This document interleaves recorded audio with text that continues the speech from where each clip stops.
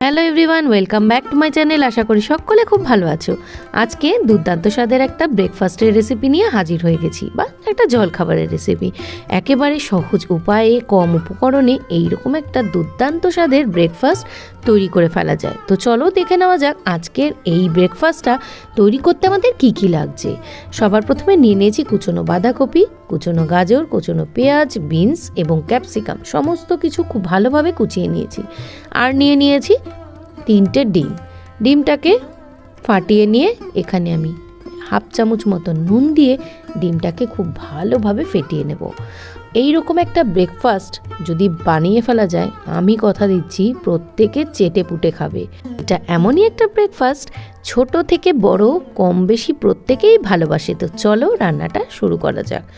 সবার প্রথমে কড়াতে 2 টেবিল স্পুন মতন তেল দিয়ে দিয়েছি। তেলটা হালকা গরম হয়ে যাওয়ার পর এখানে আমি দিয়ে দিয়েছি 2টো পেঁয়াজ কুচি। পেঁয়াজটাকে হালকা বাদামি বর্ণের ভেজে নিতে নিতে এখানে আমি অ্যাড করব ডিম। ডিমটা পেঁয়াজটা খুব ভালোভাবে কিন্তু একসাথে মিক্স করে নিতে হবে।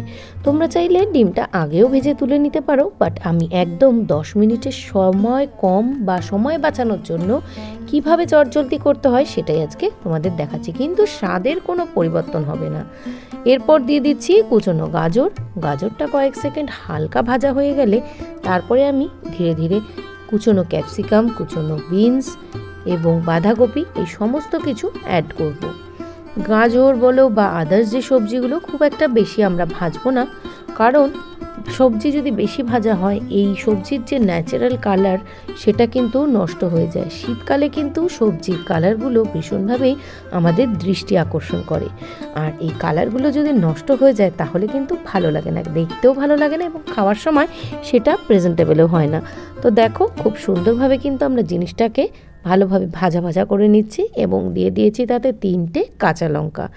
আর এইরকম একটা ব্রেকফাস্ট বানাতে কিন্তু একেবারেই সময় লাগে না। তোমরা অনেকেই এবারে বুঝতেই পারছো যে আমি এই ব্রেকফাস্টটা কি বানাতে চলেছি, এবং এইটার মধ্যে দিয়ে দিচ্ছি সামান্য নুন আর ভিনিগার।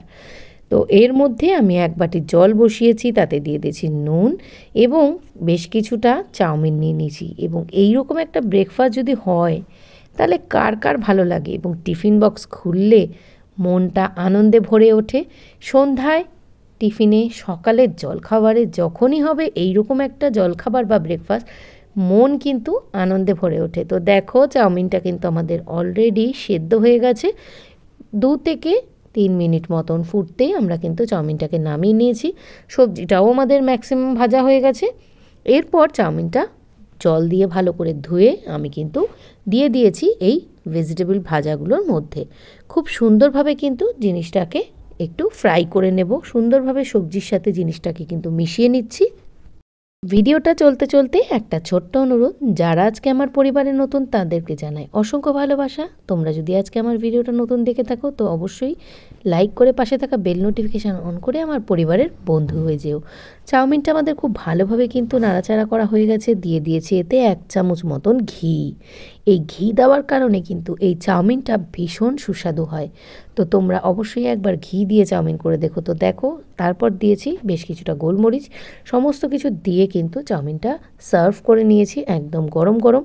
তোমরা চাইলে কিন্তু অফিসের টিফিন বক্সে বা লাঞ্চ বক্সে বলতে পারো, অথবা স্কুলের টিফিনে যে কোনো সময় বা সন্ধ্যায় বাচ্চাদেরকে করে দিলে যে কোনো সময় যখনই করে দেবে প্রত্যেকে কিন্তু মজা করে খাবে।